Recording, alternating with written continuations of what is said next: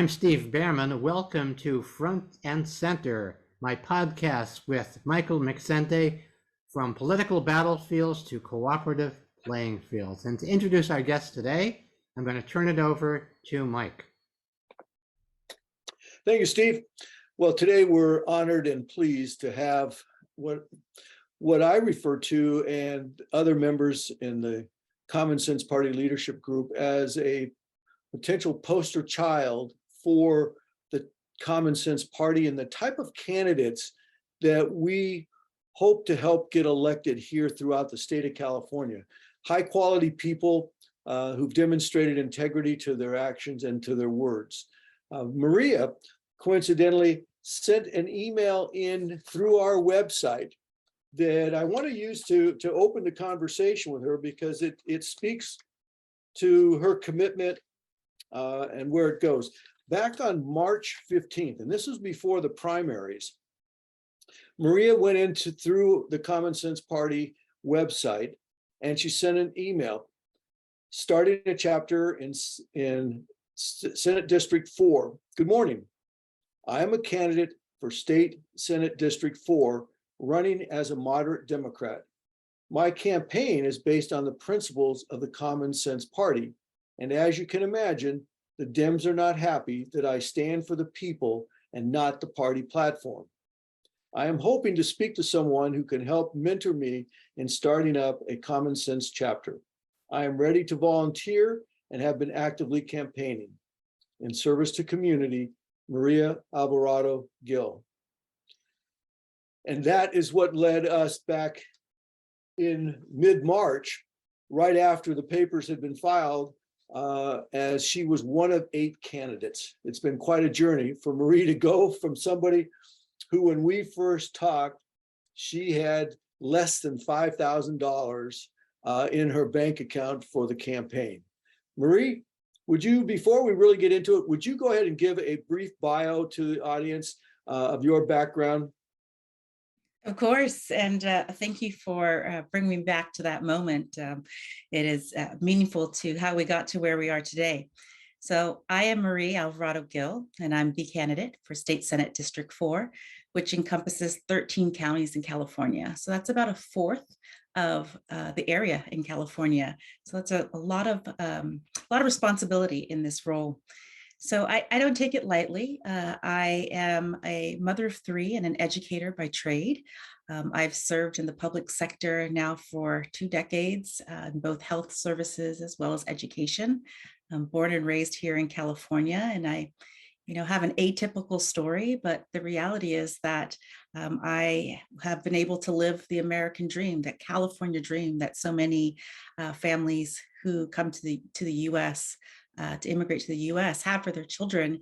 And, I take that as a sense of privilege, and with privilege comes responsibility. And so I raised my kids in the spirit of generosity, in the spirit of giving, and have modeled for them both as a executive in the nonprofit sector, as well as a leader in healthcare access, and now in education equity.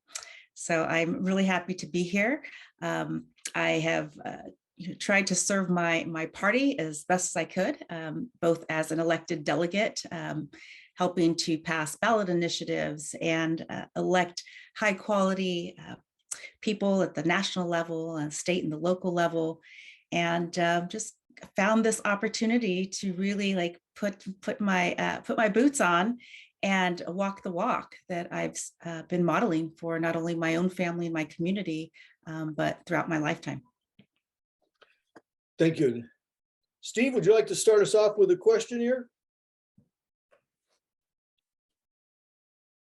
I think you're muted there, Steve. My lips are moving.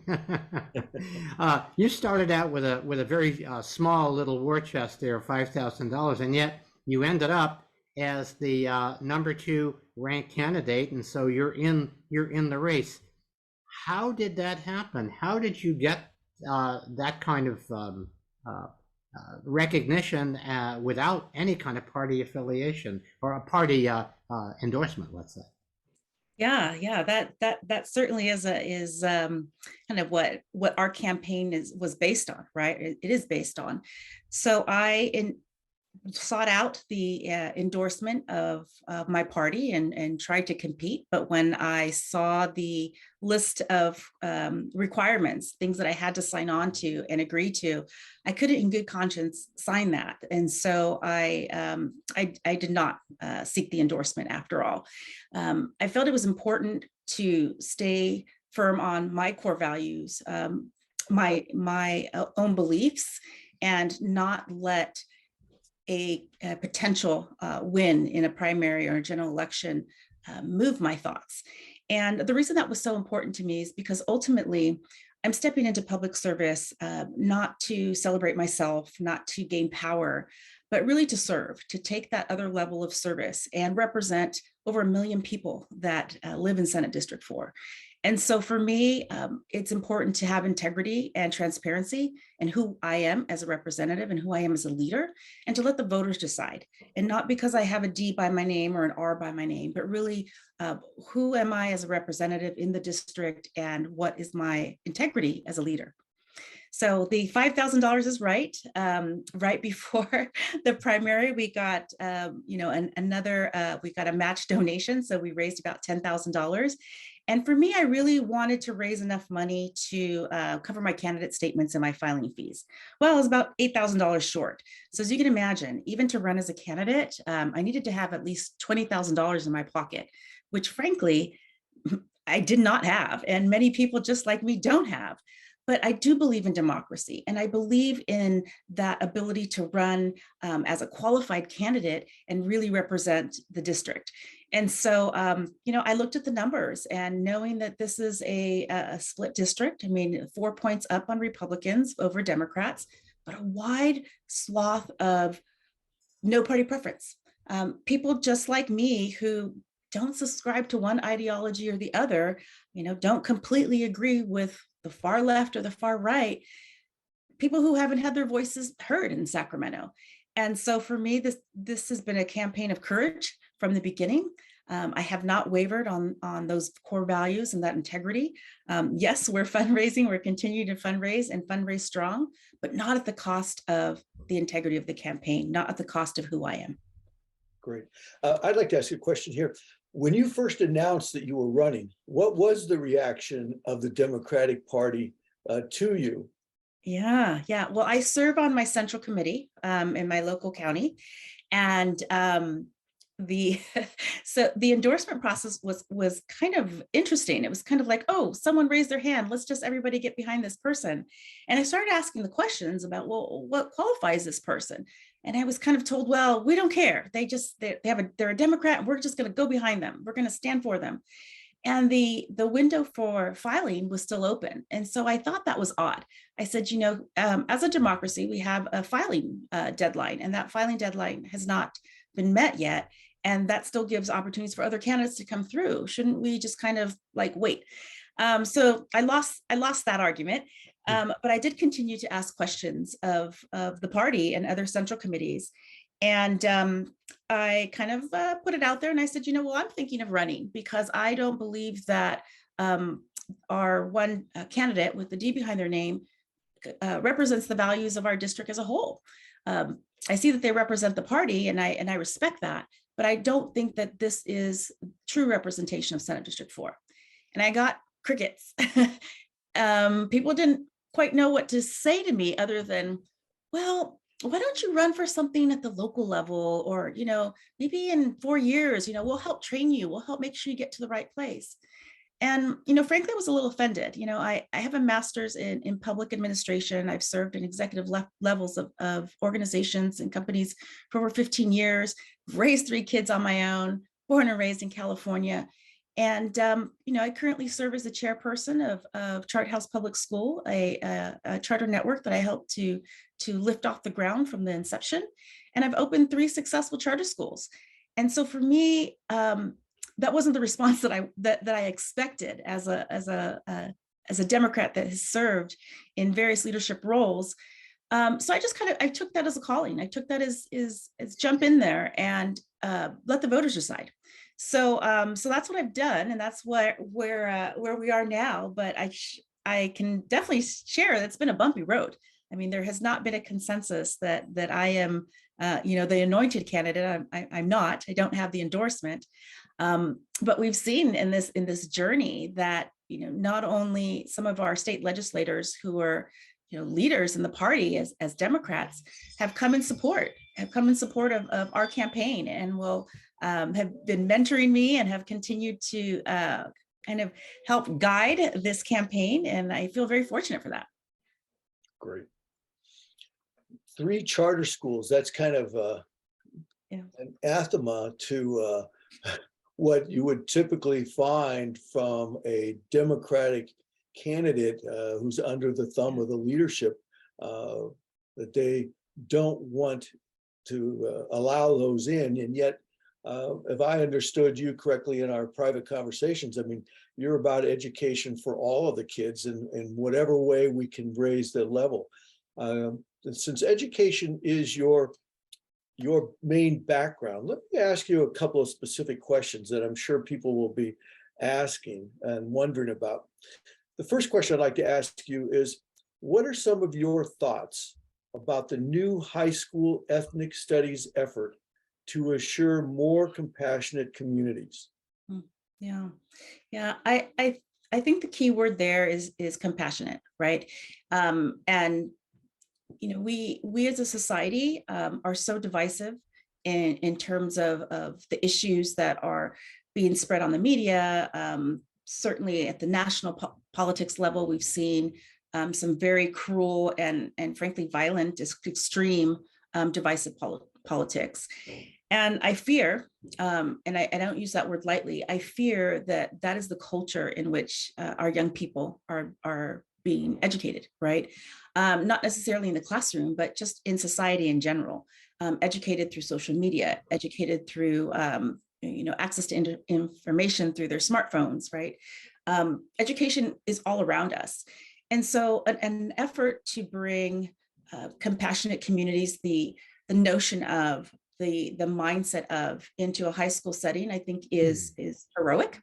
I think that it gives our young people that opportunity to really build within their identity the who they are and who they are in the society around them, and to give them the tools and the language and the freedom to push back on what they believe in and what they don't believe in, and to find other people that can align with their values and their ideals. Because young people are still building their hearts and minds. They're still trying to figure out who they are and what value they bring. And so for me, I believe that the effort to bring compassionate communities into the high schools will allow our young people to grow in a holistic way. Super. Steve? If we think back to, let's say, when you were in high school, kids all go through this identity stuff in groups and so on. Right. How has it changed in that period of time? How is it different than it was when you were in high school? Yeah. Well, let me go a little bit into my upbringing. So, both my parents immigrated from another country, and they were teenagers when they had me. And so not a lot of support in terms of raising my older brother and myself in a country where they didn't know the language. They worked in domestic services and really just did their best to provide opportunity for my brother and I.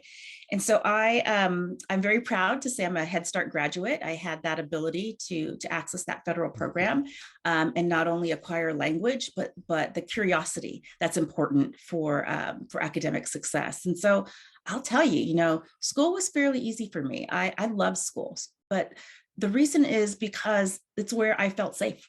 It's where I was fed. It's where I was clothed. I mean, the lost and found was my place to go get sweaters and jackets. And, a lot of this really is that the social determinants that we see to lack of access. And, despite my parents' ability to really keep our family together, I did end up in the foster care system before high school.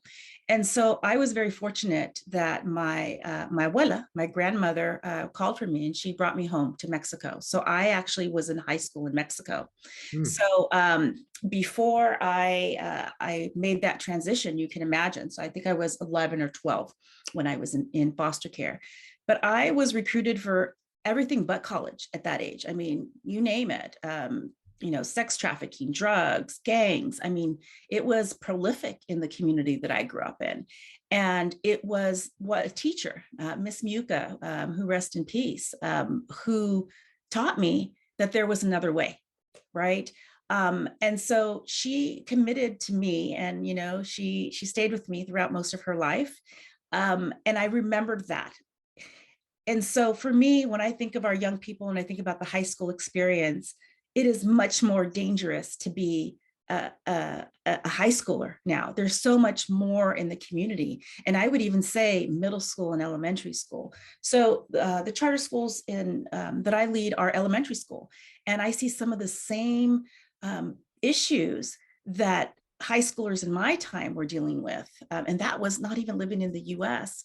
So I'm conflicted. I'm fearful that we need to look at our young people and give them access to information and help partner with parents for that success of the family. Yeah, leads me to another question here. How can we best address the current false narrative around critical race theory? Yeah. This is a troubling one for me. I believe that whenever there's divisiveness, and certainly we have divisiveness in politics, this partisan acrimony, right? That we need to have weapons. And critical race theory for me is one of those weaponized elements that keeps us divided, that keeps us on the attack or on the defensive. And so I'm saddened that we're taking a notion of teaching history, teaching facts to our young people, and not only teaching them history, but teaching them that it's okay to question, and it's okay to push back and to own space, to really be curious about their past or their family's past or their ancestors' past. Because ultimately, the US was created on diversity. It was created on diverse notions, and a place where freedom is the foundation of our democracy. And so for me, I'd like to see less weaponizing and more celebration of diversity, more celebration of who we are as human beings that bring us together, that are more our likeness than our differences, and really building a mindset of critical thinking, of curiosity, and just openness to understand. That goes to a key word that was in that question that I actually should have taken out to be more fair, and that's this current false narrative. Could you define from your perspective what that false narrative is? Yeah, I would say from my perspective, the false narrative is that it needs to be divisive, that it needs to be a weapon that separates us. Because ultimately what we're talking about is the notion of talking about history, and talking about history that brings people's experiences to the conversation, not in a way that is, one way, one size fits all, but saying, in our society, in our community, in our neighborhoods, these are some of the prevalent topics, and we want to talk about them. Why? Because it's meaningful to the people that live in our community, which then takes me back to the philosophy in which kind of binds me in critical race theory, is that local communities know what's best for their neighborhoods and for their families. And so when we're taking something at the state and we're saying, you must do this because we believe that this is the right thing to do, it takes away the authority and the accountability of local communities to decide. And when you say false narrative, for me, it is that separation of local control and state mandates. Awesome. Steve and I have been working on a principle. Steve, why don't you add to that what would contribute to what we believe also is a false narrative? Part of this has to do with one of our missions is that one of our guests very early on set out as kind of a challenge. at seeking the whole truth together. Mm. And because of these, as you call them, weaponized narratives, I mean, truly, we want to find out if we're sitting next to somebody in school, we want to know what their story is. We want to have them the other word you use that I really appreciate is curiosity. Have them be curious about one another. And when there is a top-down imposition, there always is resistance. Right. When it's something that people realize in their seats, go, you know, we really want to find out about each other. We want to find out about one another's history. That's really important. One of our guests early on was Tom Hartman, and he talked about the indigenous. He called it the lost people. He was talking about the indigenous people of Europe, whose history got obliterated thousands of years ago. They don't know their own true roots as indigenous people, because we were talking about Native Americans and so on, who are much closer to that chronologically. And so in a certain regard, in this divide and conquer world that we live in, most of us who would consider ourselves the 99%, we've had it done to us. Our ancestors had it done to us. We have a lot more in common in that regard, and yet we're set one against the other. And how do you face that? How do you, if you're addressing a constituency, a very diverse one, looking at that huge swath of land that you're seeking to represent, how do you talk about how to rehumanize one another in that context? Yeah. Well, it's difficult because the person receiving the information has to be open to it, right? And so, there's slices, there's windows of opportunity to really, bring in your truth. But one of the fundamental pieces for me is I believe in going to where you are, right? Instead of you coming to where I am. And that's both in our physical space and intellectual space, as well as our beliefs. And so I really approach relationships with that open mindset of people's intentions are overall good. I mean, I'm not saying that there's not evil in this world, there definitely is. But people overall, their intention is good and their beliefs stem from their upbringing, their experiences, maybe some negative experiences that they've had. But unless you've walked in their boots or rolled in their wheelchairs, you just don't know what their experiences are and what they bring forward. So for me, it's important to bring my experience forward. And even in this campaign, I've been counseled, right? Of course. And, Marie, maybe we should play down your last name because it's very Latino. Or maybe you should consider running as a Republican in a very red district because that'll relate to the voters more. And it's those notions of politics that has disengaged the everyday voter, the everyday constituent, like you and me, in that we have to play a part in order for others to vote for you or for others to support you, other than to bring forward who you truly are. And so I see that as I talk to constituents in that, I'll step into circles and places where, just by my appearance or being a Democrat, people are surprised. Like, what is she doing here? Why is she here?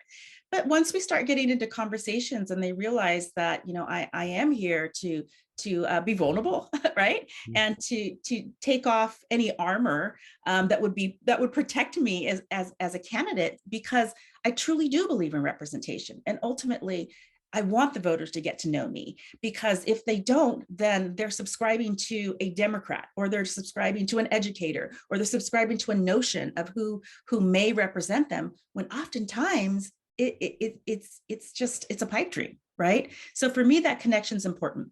The other thing is I have an equation as an educator, I think mathematically, right? I have an equation in that everything, in order to have true collaboration, to have true coalition, you have to have two things. You have to have relationship with partnership, right? Other than that, all you get is transactions. And I'm not about transactional partnerships.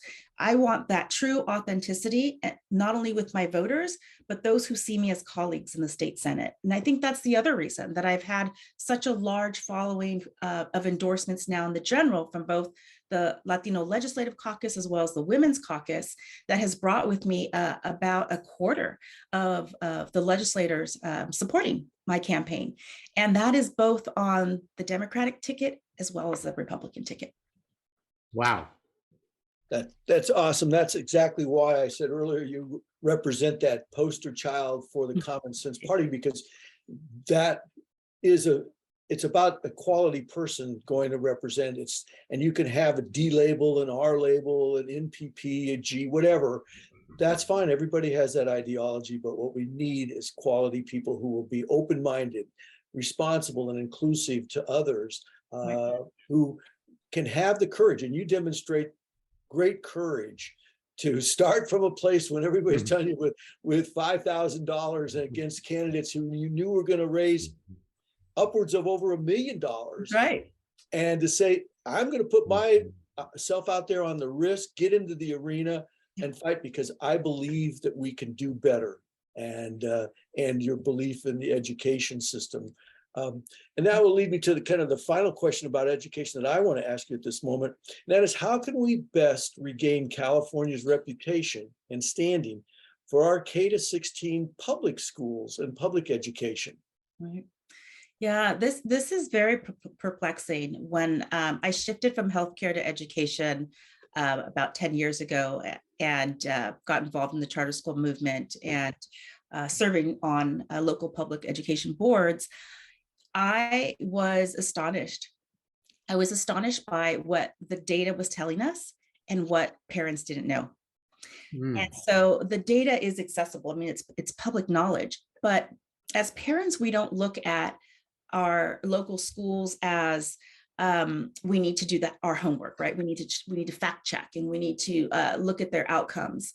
But the reality is that when children are behind in math and literacy by third grade, it's going to be more difficult for them, sometimes impossible for them to catch up to their peers. And so we're essentially creating this public education system that creates a divide right from the beginning, when a child is so young that they're still trying to figure out their own identities. They're still working on socializing with their peers. And as parents, we're doing everything that we can to help support our children in this path to success, whatever that path may be, right? So for me, I go back to partnership too. I know that in order for our educators to be successful, they need to have partners with parents, right? And we don't put that out in a K through 12 system. We say, drop your kids off, we'll take care of them for a few hours and we're going to give them back to you. Here's your homework packet. So think about that investment. So in our charter schools, in my charter schools, there is a commitment in that during the summer, parents meet together, they organize, and they inform one another, not only on the performance of our charter schools, but on the public schools around the charter schools, so that before they apply, before they enroll, they're informed on what the quality, the performance, as well as the culture of the school is. And so I think that's super important. The other thing is that during the summer, during professional development of educators, one of the requirements, and this is the beauty of being in a charter school, is you can be innovative in your thinking. One of the requirements of our educators is to build that relationship with parents. And that means doing home visits. That means going into the neighborhoods, going into the communities, sitting in the living rooms of our parents and just getting to know who they are as people, who they are as mom or dad or auntie, grandparent, caregiver, and walk that community with them. And it's that essential connection that helps to build the bridge for our kids once school starts in the fall. And it also creates that investment, that ownership, that we're in this together for the outcomes of our kids. Because ultimately, if we don't put kids first, that's what gets us in trouble in K through 12. So when we put kind of like ideologies around politics, or if we put in like where affluent districts versus lower income districts are getting their money, I mean, it creates that divisiveness when the fundamental piece is, yes, we need funding reform. Absolutely, we need funding reform. But we cannot do that on the backs of our Black and Brown students and our students with disabilities. We have to create equity in opportunity so that all of our kids can be taken care of, whether they're in a traditional public school, in a public charter school, or even in a private school. You touched on something that's I'm sensitive to, and that is about the funding mechanisms that are set up today, so that if you're living in a quote wealthy community, the financial advantage for your school district is huge. And that has to be revisited so that our funding becomes much more broad-based, so that lower income communities have the opportunity to develop better school programs that they can deliver deliverables for those kids as well. And that's why, like, I live in Irvine now and lived in Laguna, and people move from all over into those school districts because the schools are so good, but they're getting all this money that this stays right in the community. So it does contradict the community versus the public, the broader. But it needs to be rebalanced. Right. No, I appreciate you saying that. I mean, it takes me back. My oldest is 26 years old now, and I had 2 young babies. You have a 26-year-old? How could yes, you do that? Yes. I had 2 young babies when my marriage fell apart, and I became a single mom. And I remember going to the school district and asking, to enroll my child, because I had a school that was next to my home, but there was one that was closer to my work, and I wanted to be able to, have that access. And I didn't know as a young parent that my school district, my school assignment was based on my zip code. Well, as you can imagine, recently divorced single mom with two little ones. I didn't live in more affluent area. I lived in a pretty low income apartment building. And what I was told, and this was probably something that wasn't meant to say, because I said, I have my child is biracial. He's Black and Latino, and he has some learning disabilities. And so I want the best school for him. And I was told that more than likely I was going to struggle to get services for him. And because he was a minority, even more likely. And that hurt. That really stung as a young mother. And it got me angry, to be honest with you. It lit up a fire in my belly to say, this isn't right. And so I probably didn't do the right thing. I got a second job to make sure that my son can go into private school, because I wanted to make sure that he had the best access to resources, that teachers believed in him, and that he wasn't just another Black and brown face, right? But what that did is it took me away from my family, right? I was working 2 jobs. And so it made my family suffer, because not only did I have to have more people from the community help me. Now, one of my best friends lived right next to me. So, she became auntie very quick. But it put me in this position of having to be an advocate in public education rather than being a mom. And so I lost that opportunity to sometimes comfort my child, or sometimes, just kind of enjoy the love of seeing my kids grow, because I constantly had to be ready for a conflict. I constantly had to educate myself to be ready to go. And that, I think, is again, where I think about privilege. At that time, I didn't have a college education. I went back to complete my degrees later in life, right? And so again, I tell you, it was a bumpy road to getting here, but there was that stigma, right? That shame attached to, oh, you're a single mom of color, raising kids of color in low income communities. You're just not going to make it, and your kids are not going to make it. Well, that wasn't good enough. That wasn't good enough for me. It wasn't good enough for my kids. And it's not good enough for anyone, right? But yet we still have this public education system that assigns them to opportunities based on their zip codes. And that has to change. Thank you. You know, as a Democrat, or as somebody who's been with the Democratic Party, because of how these interests work, and I was a teacher. That was my first early career. I was a teacher, and I was part of the teachers union, as a matter of fact.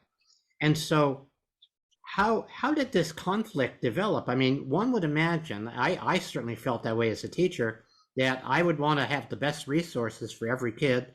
I started an alternative high school right away. After 1 year in public school, my friend and I said, this isn't working. We started an alternative high school.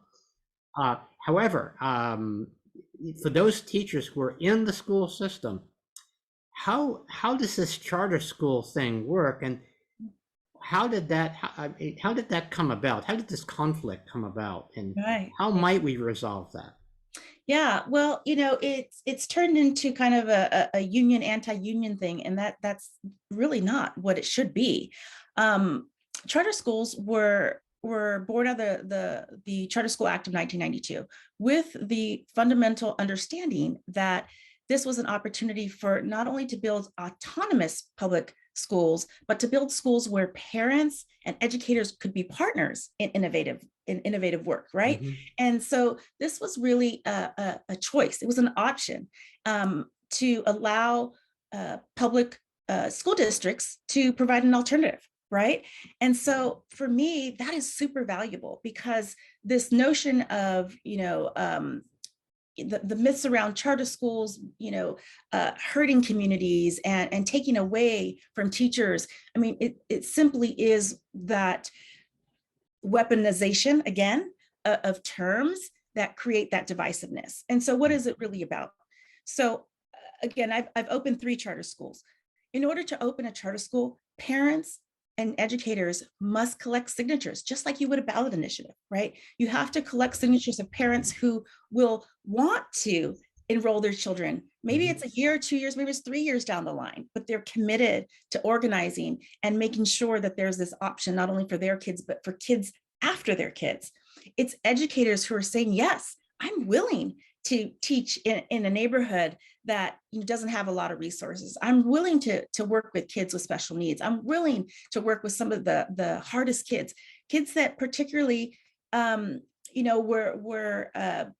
fallen through the cracks or written off, like my son was written off because of his socioeconomic status, because of a color of his skin, because of history. Who knows why he was written off, right? But it still exists now. Language is another barrier. So for me, what charter schools really do is they provide an option. They provide an option for parents to say, I choose something different for my child, and I want to be part of this. And so, we have unions in charter schools as well. We have unionized teachers. We have non-unionized teachers. What it is for me is, what is that phrase, what is that term that creates the divisiveness and creates the haves and the have-nots? And some of our teachers unions have created that rhetoric, and that's been fundamental in some of the political platforms, that if you support school choice, you're not a true Democrat. And I'll tell you, I'm a true Democrat. I've been a Democrat and I've served the Democratic Party, and I continue to do so. But I also believe in school choice because I've seen the success of it. I've seen it not only in my kids, but in thousands and thousands of kids. And I will continue to do so. And I'm not going to waver on that just because it's not popular with my party. Shifting gears, because we could talk about education, which is such a crucial thing as a parent and grandparent myself.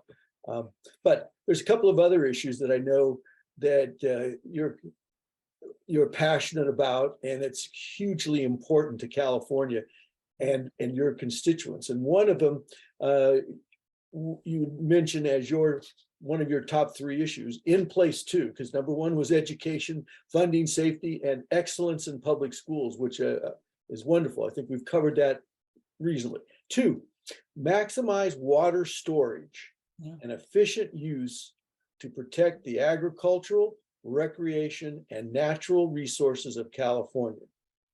Can you elaborate on that a little bit? Yeah. It's no secret, like I'm in love with California, not just because I was born here, but I've lived up and down the state. I've had so many experiences here and been able to meet so many wonderful Californians. And it really saddened me, shocked me actually, of the Great Resignation. People packing up, saying, forget California, through COVID, whether it was because of high taxes, whether it was because of high regulations, the cost of schooling, the cost of housing. And my grandbaby was born last year, November 30th.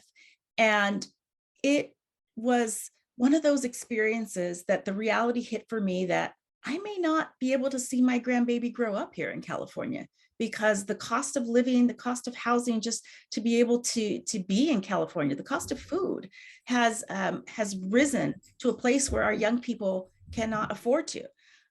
My husband and I have 6 kids, we have a large family, all ranging from 18 to 26, those formative years of being a young adult. And not a single one of our kiddos can afford to live on their own. They all live with either a parent, some with us, with family members. And this is really the new California way that, unfortunately, not only is the California dream that I grew up with, that I was able to achieve so far for our young people, but it's that thread of economy, that's thread of our natural resources that is continuing to drive inflation in a way that is unattainable for so many. So let me talk about water for a little bit. So we know without water, we don't live, right? That is crucial. Without water, we don't grow food. Without food, we don't live. Without our food economy, our world economy for food, California ceases to be one of the most powerful economies in the world. So it's all interrelated. California, we have the luxury of having the most beautiful landscapes of the West, and I will argue, like, we have the most beautiful state, not only in weather and diversity, but, get in your car and drive my district, Tahoe, over into the Sierra Nevadas, Amador County, where I am, and, into the Sequoias, the Mammoth Lakes, Inyo Valley, Death Valley. It is an amazing landscape. And yet we're still fighting a century later around water rights and access to water, and making this divisive California, right? Southern California versus Northern California, Central versus all the others, right? And it permeates that message that there's more that divides us than unites us. So when I talk about protecting those resources, one, it's driving a narrative around common sense. It's driving a narrative around what matters to human life, and how to carry that narrative into public policy, right? So I'm the type of person that will push back on what just doesn't make sense, and ask the why behind decisions, or the why behind certain positions. And I don't think that California is used to that. I don't think, I should say Sacramento, California leadership is used to that. But I'll tell you, we the people, we the voters, we thrive on that. We're thirsty for that. And so for me, that is what's fundamental in our campaign, is to make sure that that voice is what's resonating. It's tragic to think how many years. I'm a second generation Californian, and it seems like my entire life, this issue of water has been there. And to watch our state legislature ignore that issue, give nothing but at best lip service to it for all of these years, and particularly in the last 20 years, as we're having these fires and other problems that are just dramatically increasing, and yet they still haven't got any new desalination plants. They haven't done the money that we passed in legislature, that in bond issues to build infrastructure for water, has never been spent. Where is it? Where's that money? Yeah.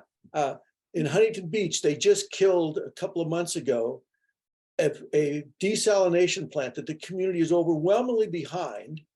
And for 25 years, they have been trying to get it permitted through the state. And they again turned it down. 25 years just to get a stupid permit to do something that the entire community wants and we need desperately. And that's just one example of, and that the single party state that we have, and every state is a single party state almost in the whole country, that our leadership has not done anything when they've had clearly the opportunity for many years. Right. And they haven't Right. done it. And I would take that a bit farther, Michael, and thank you for being bold in this Q&A here, is that, you know, the Central Valley for a long time has been written off because we just don't have the density, right? It's those coastal communities. Don't have the voters. Right, the density of the voters. And, you know, we have a large migrant population, you know, our farm worker population, our immigrant population. But the reality is that California has evolved. California is evolving. And just the simple matter of the fact that I'm on the ballot has shown the mindset of our voters that they've had enough.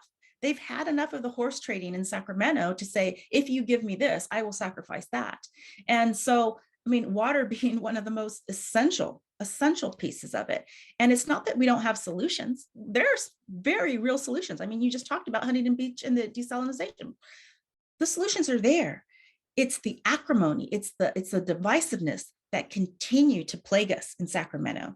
And, you know, I will also say this, you know, we have appointed boards. We have appointed boards that are appointed by our governor to serve our governor. And yes, we all serve at the pleasure of the people, but ultimately it's to defend our Constitution and it's to represent people in the district, not to just represent the values of our governor. You know, and this isn't an anti-Newsom rhetoric at all. This is about the position in power, right? And if you have that position in power as a party leader to appoint people to certain boards that make policy that impacts us at the local level and changes the way that we look at resources like water, food, forest management, that's a big concern because there's no balance. The legislature was formed to balance that power. Steve, I don't want to keep dominating with questions, but I've got to. No, it's okay. This is very, very interesting. And again, it must be very exasperating to see there are solutions out there and that can't be reached because of what you call horse trading without horses, naturally, because we're beyond all horses. Yeah. But so I want to get back to that letter, that outreach letter that you wrote to the Common Sense Party. Right. What was it that sparked your interest in the Common Sense Party and wanted you to feel, hey, I affiliate with this, and perhaps together we can create something that'll break the deadlock and bring people right back into the missing piece in government of the people, of course, is the people. So how do we? What was it about the Common Sense Party that sparked your enthusiasm? Yeah. Well, what I saw before filing to run as an independent thinking candidate under the Democratic ticket in this election, I saw 6 Republicans vying for the Senate district seat. It's an open seat. There's no incumbent. And I studied all of them. I looked at their backgrounds, and there wasn't much diversity in their thinking. And they were all going off to kind of like one pot, which is, you know, Stanislaus County, which is the base of the vote in Senate District 4. But there wasn't a lot of thought for all the other 12 counties. And so for me, that was my first concern is, you know, we're headed into election where the density of voters is going to kind of move policy. It's going to be the rule of policy. And being in Amador County, having neighbors in Calaveras, El Dorado, Placer, you know, even water issues were divided on, right? And so I was looking for a unifier. And so knowing that I was not going to be endorsed by the Democratic Party and could have the ability to speak on behalf of the people, to speak in the middle, the center, question ideologies, you know, I found it very lonely. You know, frankly, I found it very lonely, and knew that I wasn't the only one. I was doing the math. I was looking at the percentages of no party preference voters and knew that for some reason, people were leaving the parties. And so, you know, being kind of a data analyst myself, I started asking those questions and talking to voters. And that's what really, you know, catalyzed me to get involved in this race, because I knew that I could continue to be my authentic self, talk about what's important to voters, and ultimately move a message, carry the narrative in a way that was truth to self, underscoring representation and saying, win or lose, I want to be happy with the direction that this campaign took, and those who believed in the campaign not only put their names of endorsement, their financial backings, but also who aligned and said, this is the direction that we in California need to go. And we're going to support it, win or lose, because it is the right thing to do. And ultimately, the voters, we have to trust that they will do the right thing as well. You know, that's really interesting. And Mike, maybe you want to ask about this because we talked about it earlier. You know, how has your life changed? I mean, you went from, you know, nowhere to all of a sudden you're the second contender and you're in the race for the fall. Right. Have you been approached by other political parties or forces? How has your the perception of you changed since you won that? You came in second in the primary. Right, right. Well, I'll tell you this, you know, I'm still working full time and campaigning full time. I'm still mothering full time and grandmothering part time. You know, but you know, again, that's who I am. You know, one obstacle for me just means, you know, one more problem to solve and to move forward. So, you know, I will say that my phone started ringing off the hook the day of the election, actually, all throughout the night, and it was humbling in that, you know, I knew I already put my cell phone out there, and it's like, okay, but that's okay. Accessibility is important to me. So my phone started ringing, mostly for the right reasons. Congratulations, and I want to hear more about you. I did a story with Cal Matters, just being very frank, you know, about who I am. And, you know, when I was being kind of cast as the, oh, you were lucky, or, you know, you just kind of snuck in there. You know, I pushed back and said, no, I actually did math. You know, I ran the statistics and I had the conversations, and I campaigned based on what resonated with the voters. So, you know, no, I didn't just slide in there. I was truth to self and truth to our district.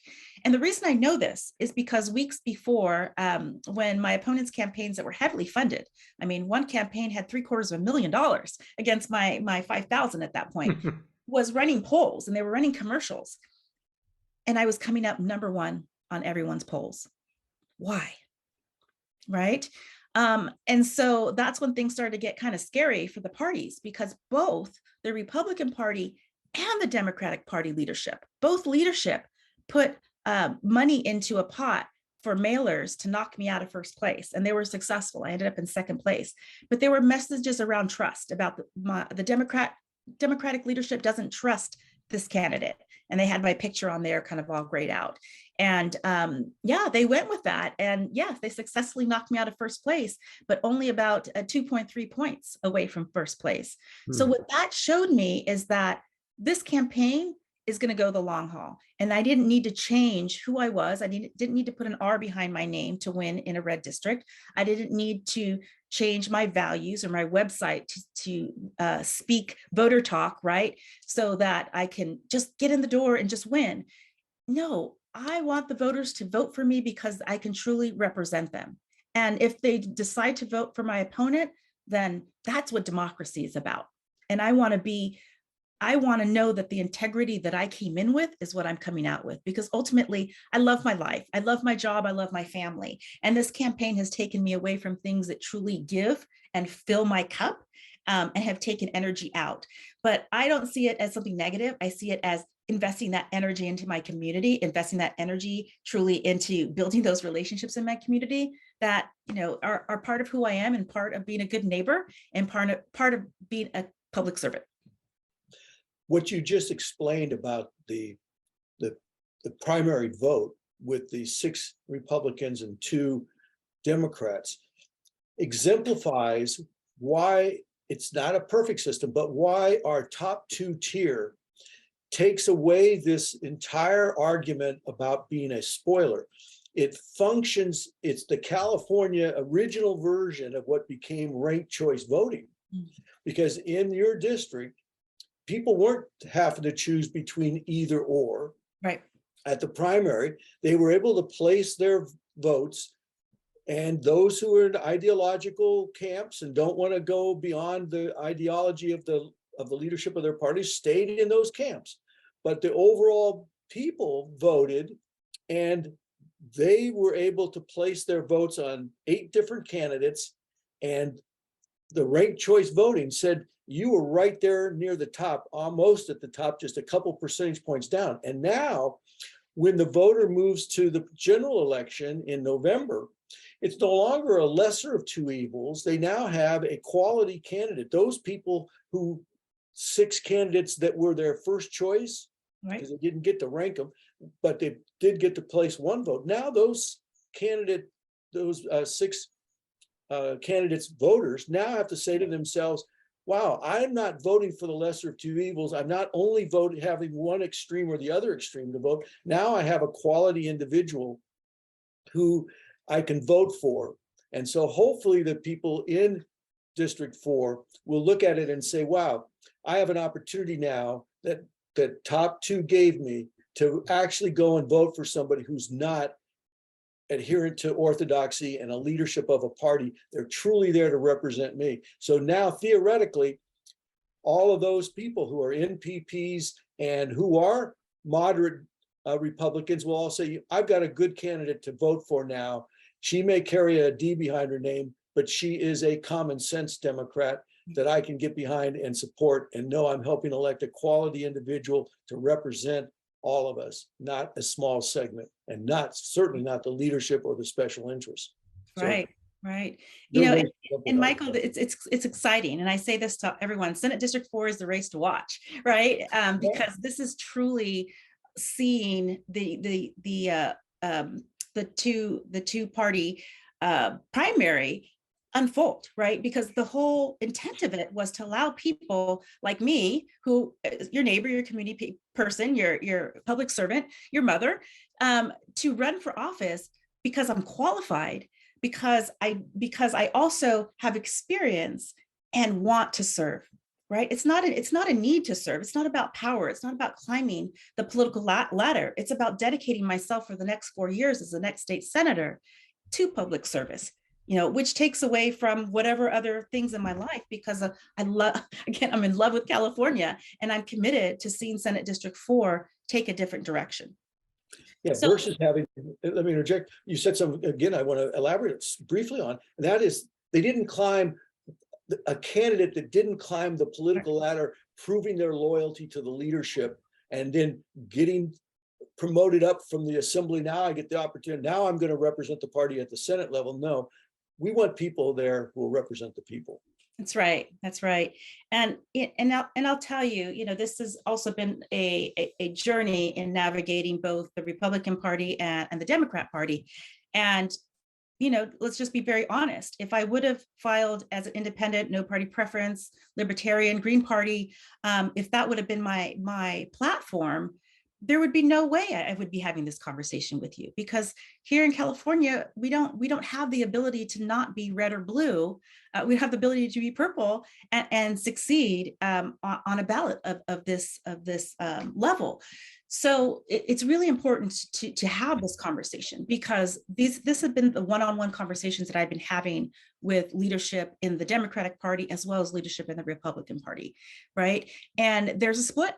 There's a split in terms of my candidacy, and you'll see that I have been endorsed by strong, notable leaders on both sides, right? And so this is kind of pushing back against the status quo and saying, okay, Marie has values that truly represent our district. I can see her as a colleague that I want to work with, that I know I can work with, versus I'm forced to work with, right? As the state senator, in my district, I would be working with 6 different assembly members. Can you imagine if we had 7 minds that were working together for the betterment of the people in our district, what we could accomplish in both houses? That is phenomenal. And so I take this as a responsibility to be true, to be transparent. And, ultimately, I know that there's studies on both the Republican side and the Democrat side of what relates to voters. And I'm going to just go back to trust, right? I'm putting the trust in the people that we are ready to truly serve in Sacramento in a way that represents our family, our neighbors, our community, and our 13 communities. In our limited time left, Steve, any final questions? Otherwise, I think we should call it a wrap. Oh, that said it all. I think the last part, I think that people they haven't even been able to articulate what they want, what we're looking for, and to have somebody step forward and be the poster adult, we'll say now, poster adult for this, for this. You've just grown up. See, it's only been an hour, you've already grown up. And to be the poster adult for this so that people go, I want what she's got. Rather than settling for these two narratives where, as we had discussed earlier, Lucy will always pull the football away when Charlie Brown tries to kick it. And I think that people have been tired of that, and they're looking for a voice of authenticity that really is authentic. So thank you. We wish you the best. We're in support of you, and a pleasure to have you with us today. Thank you, Steve. You mentioned Lucy Van Pelt, who is an icon of mine growing up and now into my adulthood. And a quote, one of her famous quotes, and this kind of represents the partisan politics. She says, I thought I made a mistake once, but I was actually wrong. Yeah, we have it. And with that, Maria, thank you so very much. And thank you for those who are watching us. And if you're watching on the Locals platform, please consider becoming a supporter so that Steve and I can continue our work and continue to pay our rent. That helps. And if you're watching on YouTube or any of our other platforms, the podcast is available in audio. Please subscribe. And as everyone tries to say, please share and tell your friends about it. But we must say goodbye here today.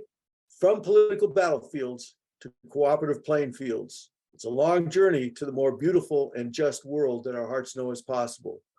Let us go there together. And with Marie's help, we'll move along a little faster. Thank you so much.